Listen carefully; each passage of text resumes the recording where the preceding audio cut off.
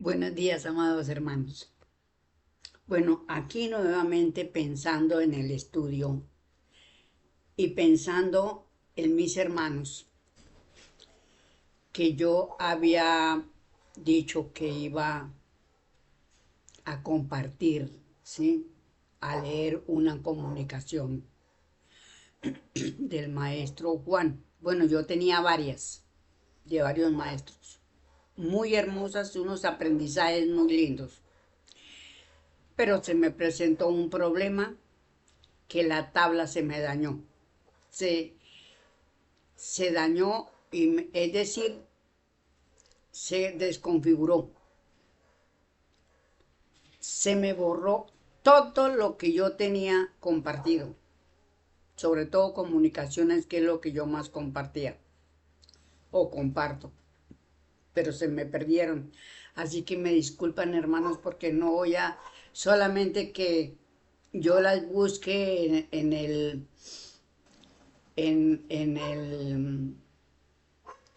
muro del hermano José Luis, ¿sí? Para sacarlas, porque realmente se me perdieron, se me dañó todo.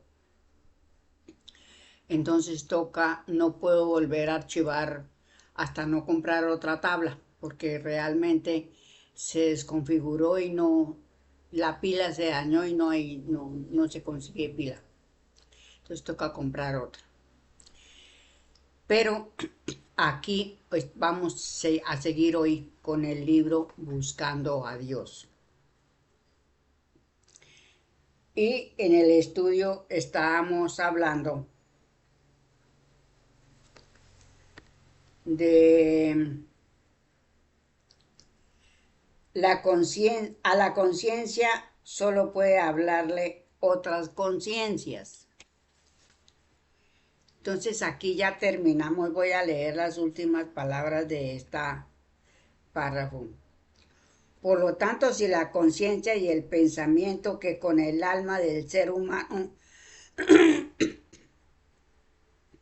es contestado por otras conciencias y pensamientos que son sus almas, las almas no mueren. Esta es mi convicción después del razonamiento expuesto. Pero, ¿qué es el alma? Sigamos. Entonces aquí ya entramos en el párrafo 3. El alma es el archivo conciencia del espíritu. Y aquí en la lectura parece como si nos equivocó, como si estuviera al contrario, pero no. Nosotros sabemos que el espíritu toma alma, ¿sí? Para poder encarnar. Si el espíritu no toma alma, no puede encarnar. Entonces aquí vamos a estudiar esta parte y vamos a seguir aprendiendo, ¿sí? sobre el estudio, que está muy interesante. Bueno, párrafo 3. El alma es el archivo conciencia del hombre. El alma racional, tomada de su definición académica, es la entidad constante, sensible y voluntaria que puede todos los actos inteligentes del hombre. En una palabra, el hombre es hombre por el alma. ¿Sí? Ahí diríamos, dice así, pero realmente el hombre es hombre por el espíritu. ¿Sí? No, aquí da como algo como para equivocación, pero no. El maestro muy clarito, o mejor dicho, Seth fue el que sentó eso. En él estaba la vida y la vida es la luz de los hombres. O sea, en él estaba el espíritu y el espíritu es la luz del hombre. Sin el espíritu no hay cuerpo. Lógicamente que el espíritu tiene que valerse del alma, porque si no toma alma no puede encarnar y no puede hacer nada. Bueno.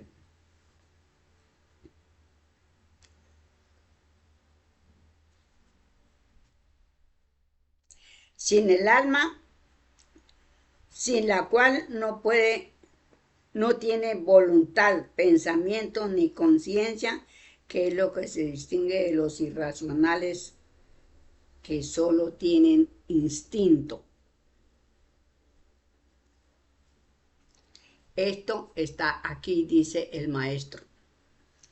Pero ya sabemos que los animales tienen alma.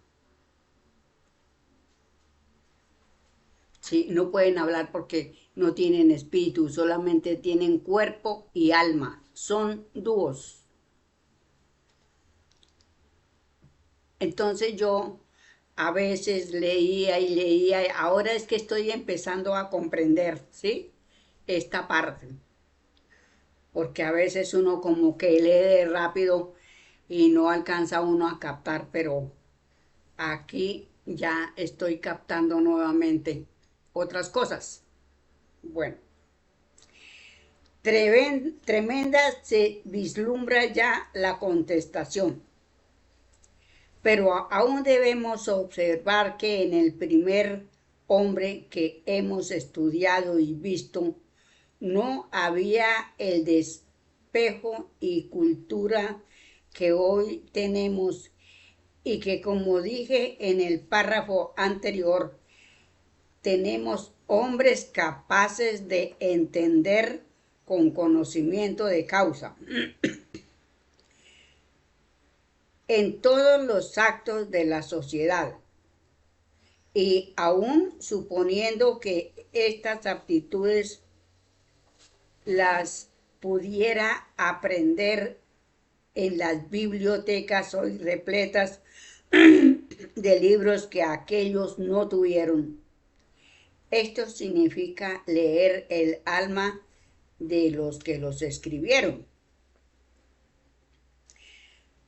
Pero el que un hombre no ha tenido tiempo material de hojear siquiera todos los libros que hablan de las funciones que atiende y hace con su frecuencia, se da el caso de encontrar grandes inteligencias sin saber siquiera leer.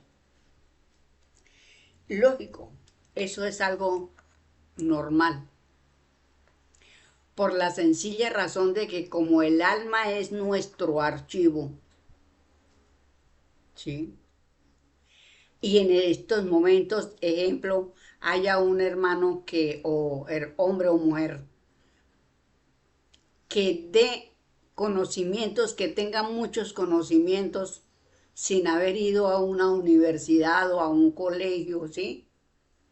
Es porque lo tiene grabado en su alma y su espíritu lee en el alma lo que tiene ahí en su archivo y puede hacer muchas cosas hermosas. Yo en mi pueblo conocí un señor que no había estudiado cuestión de hacer casas ni nada, pero vaya, mire las casas que hacía ese hermano. Unas casas con unos muros increíbles que a estas horas de la vida, bueno, están como si las hubieran construido hace un año. Entonces, ¿pero por qué? Porque él es una persona, porque ya él desencarnó en esa encarnación, ya, es decir, ya desencarnó. Pero porque en sus vidas anteriores tal vez había sido arquitecto, y muy buen arquitecto, había sido, bueno, una maravilla de constructor. A eso es que se refiere el maestro, ¿sí? Una persona que no sabe ni leer cómo hacer un plano, cómo esto, y él lo hacía. Entonces, ahí me refiero yo. Es decir, el estudio me da para entender a ese hermano. Bueno,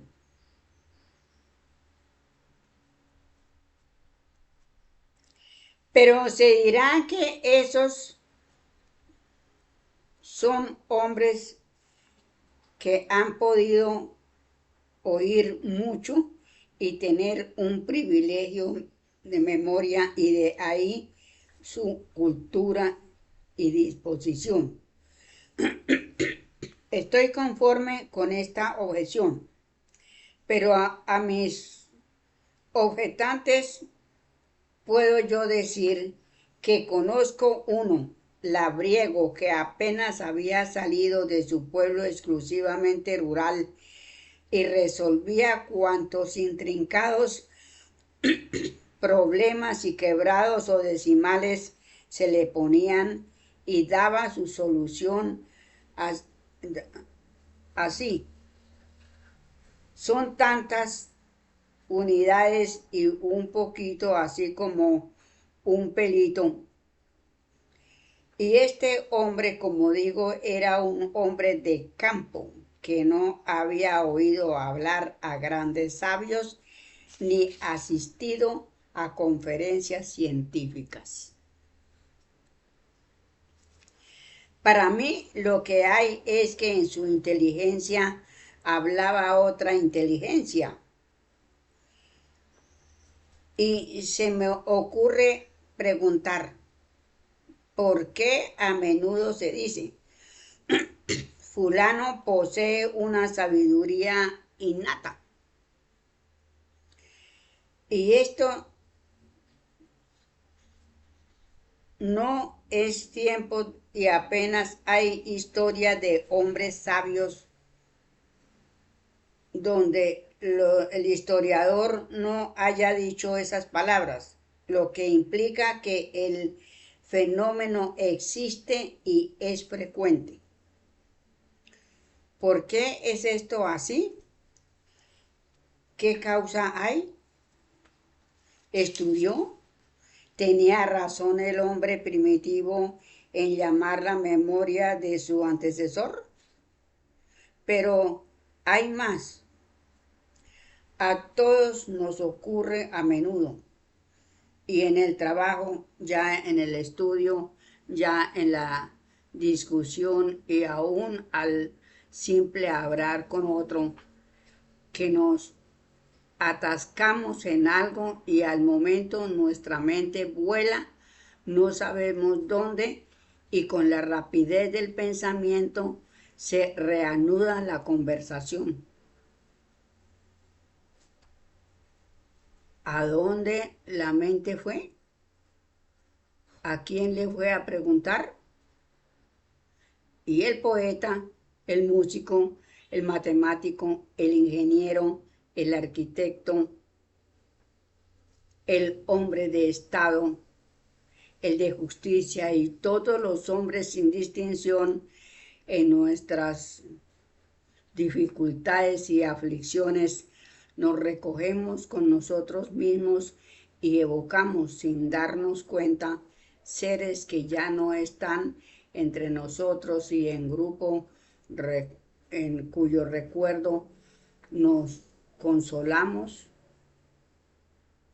o sacamos solución a nuestras dificultades y después de este recogimiento, de este recuerdo, salimos más resueltos y hasta seguros del éxito. ¿Por qué es que el recuerdo de aquellos nos hacemos luz en el punto que se nos oscureció o aparecemos consolados? ¿A dónde fue nuestra alma por la solución y el consuelo? Porque lo cierto es que el alma padece y goza y no la materia. Porque si la materia fuese la que padece, debería padecer también cuando el cadáver es cuando es verdadera materia, y la ciencia y la experiencia no nos dicen que la materia después de la muerte no padece. Pero yo digo que solo cuando es cadáver es materia en verdad.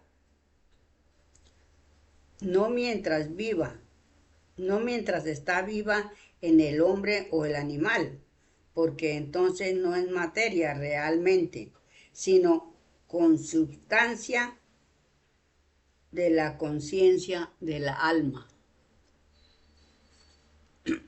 ¿Ve? Entonces, aquí hay un error que nosotros hemos cometido. Habemos muchos hermanos que dicen, no, es que yo estoy depurando mi cuerpo, mi materia. No, así no se debe decir. Yo, es decir, ya cuando estamos a la edad, ¿sí? Adulta, madura. Porque precisamente el alma, el espíritu, le saca todas las esencias a la materia, porque por eso es que el espíritu purifica. Dice el maestro que el espíritu tiene mandado purificar materia, ¿sí? ¿Por qué? Porque toma de todos los átomos, todo lo que ve, nosotros somos un universo en miniatura y esas esencias las tiene que purificar el espíritu, pero es aquí, cuando estamos encarnados, es que estamos purificando esas esencias, ¿sí? Que se convierten en nuestro cuerpo. Entonces nosotros tenemos algo que estudiar muy profundamente, ¿sí? Entonces ya con este estudio entendemos y comprendemos que nuestra carne, nuestros huesos, todo lo que tenemos son materia esencial, es decir, de las esencias del universo. Y el espíritu las trabaja y las convierte en lo que tenemos, en lo que somos, en un cuerpo humano. Entonces es lógico decir que el espíritu está purificando su cuerpo, no su materia, porque es materia cuando ya el espíritu la desencarna y ya no le sirve, ya se convierte, ese cuerpo ya empieza a devolverle las esencias a la madre naturaleza.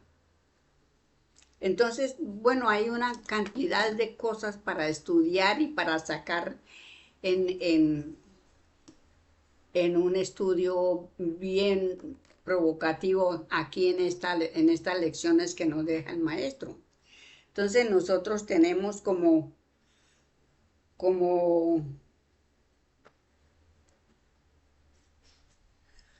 ¿cómo le digo yo? Bueno, tenemos que entender bien estas lecciones, porque es un estudio que nos lleva a comprender nuestro propio yo, ¿sí? ¿Qué soy yo como espíritu? ¿Cómo soy? Sí, cómo hice para tener este cuerpo? Entonces ya vamos al anciano primero, en el profilaxis de la vida, y que nos enseña cómo el espíritu toma si las esencias para formar su microhombre, porque todos los espíritus hacemos ese trabajo, cada uno en nuestro grado de progreso. Entonces entendemos todas estas cosas que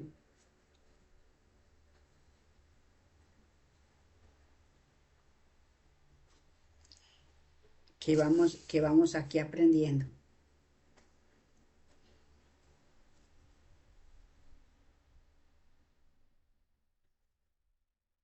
Bueno, entonces ya aquí ya entendimos que solamente cuando es el cuerpo cadáver, es decir, cuando ya el espíritu desencarna, podemos decir que es materia. Mientras tanto se llama cuerpo, porque es un cuerpo que está en servicio del espíritu, ¿sí? Cuando cuando desencarna ya no le sirve, entonces ya pasa a otro grado, que es, ¿sí? El grado de materia que va a desintegrarse para pasarle las esencias a la madre naturaleza. De todas estas razones, se desprende que siendo el alma la que anima nuestro ser, el cuerpo humano no es sino un instrumento del que se sirve el alma para realizar sus actos, que su centro de vida no está en ese cuerpo, que su ciencia y sabiduría la toma en un cuerpo que no vemos y que el alma sabe dónde reside ese centro porque a él acude en todos los momentos necesarios y se instruye, se consuela y se fortifica. Ese centro será el que residen las almas de los que ya no viven en figura, ya no conviven en figura con nosotros. Será el cielo, el infierno, el purgatorio o el limbo. ¿De qué nos hablan las religiones? En esto aún soy incrédulo, pero no afirmo ni niego. Si el curso de mi estudio racional me lleva a la negación o a la afirmación, lo negaré o lo afirmaré. Y lo que afirmo es que el Dios que busco, el Dios que mi alma comprende y presiente, no puede tener esos lugares de castigo, porque al contrario, el amor que Él nos demuestra de la naturaleza. Lo que sí afirmo yo también y doy mi sentencia condenatoria es a todas las teorías y doctrinas materialistas a las que por algún momento casi creí y por todo lo hasta aquí estudiado comprendo que no tienen razón de ser, ni comprendo que haya ningún hombre que quiera proceder ni ser animal. Ahora bien, ese centro donde acuden nuestras almas en sus apuros es donde residen las almas de nuestros antecesores. ¿Será ese el centro donde reside Miyá, Dios de amor? Sigamos. Aquí hay un llamado. Si es tal el cúmulo de pensamientos que se me agolpan en este momento que tengo que violentamente para quedarme a solas con mi razón. Uno de esos pensamientos me dice que dentro del alma hay otro. ¿Negarlo podría ser imprudente? ¿Creerlo podría ser candidez? Sigamos, digo. Bueno, entonces ahí ya, aquí nos está hablando el maestro solo del alma, aquí, bueno, allá vamos a mirar. Capítulo 4. El hombre va siempre más allá. ¿Por qué el hombre obra con discernimiento y se resigna? Del estudio anterior ha surgido este párrafo necesario al indagar la conciencia de los hechos que muchas veces nos atormentan y otras nos alegran. ¿Cuál es la causa de que el hombre tenga por norma el discernimiento de sus actos?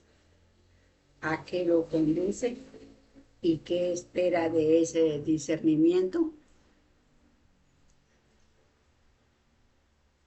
El hombre en su marcha ha distinguido el bien y el mal, el dolor y la alegría, lo feo y lo bello, y ha llegado a comprenderlo en adagios y emblemas, como para tenerlo con mayor facilidad a la vista y resignarse a su suerte. cómo admiro al que dijo que comparados los bienes con los males, todos los tiempos son iguales. Ese hombre era un sabio, que si otra cosa nada más hiciera que decir eso, esa alma no podía morir, porque su máxima, que es el resultado de su sabiduría, exige y convive con nosotros. Esta máxima es una verdad que se comprueba siempre, porque cuando sufrimos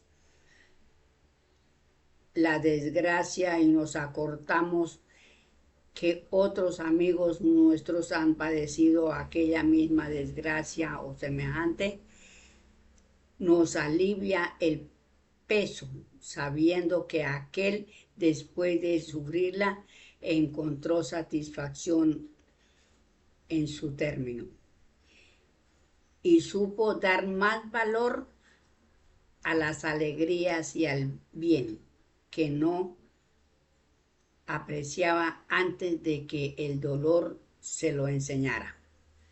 Este recuerdo, digo, que nos alegre, porque esto sería criminal. Pero nos alivia y da esperanzas de que el mal tendrá término, y este discernimiento nos resigna a esperar y mejor sufrir. De modo que el hombre se resigna en sus males por la esperanza de que aquellos acabarán, y la alegría será con él, lo que encontramos confirmado en otro adagio muy vulgar que tiene valor: no hay mal que dure 100 años. Ay, no hay mal. Sí.